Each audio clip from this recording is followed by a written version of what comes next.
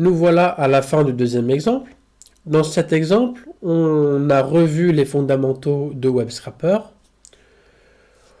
On a vu que pour créer un sitemap, il fallait lui donner un nom qui soit convenable, c'est-à-dire soit le nom du site ou un nom qui va nous permettre de le retrouver dans la liste des sitemaps créés.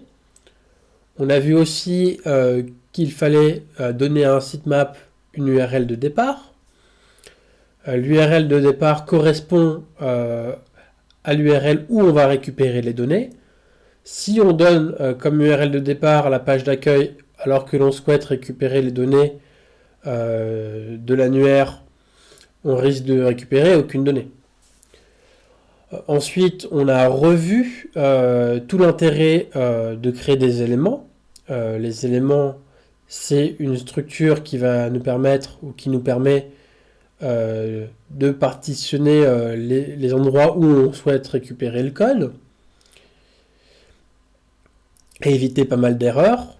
On a vu aussi qu'il était possible de créer des sélecteurs de texte, de type texte, mais que parfois, même si on sélectionne du texte, comme il peut manquer certaines balises, on doit utiliser des subterfuges au travers des expressions régulières. Notamment, on a très bien vu qu'on a dû utiliser des expressions régulières pour récupérer, ou en tout cas différencier le nom et le prénom. Ensuite, on a vu plusieurs moyens de récupérer les images. Donc on a vu qu'il était possible de récupérer les images au travers de classes ou au travers de la sélection de l'arborescence. Donc pour sélectionner l'arborescence d'une image, on a cliqué sur l'image, on est allé dans le code HTML, on a fait clic, copie, copie selector.